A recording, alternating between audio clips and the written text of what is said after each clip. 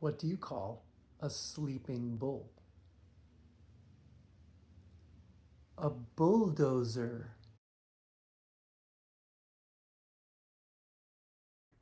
Hey there, English learners and dad joke champions. Today's joke is a real sleeper. Ready? What do you call a sleeping bull? A bulldozer.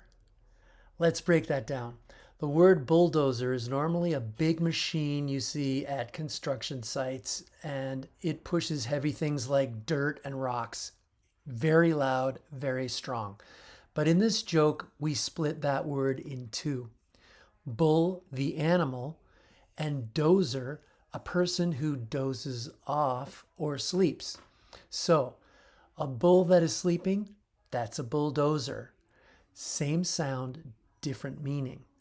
Classic English pun. This kind of humor uses homonyms, words that sound the same or are spelled the same but mean different things. One word, two meanings. Now it's your turn.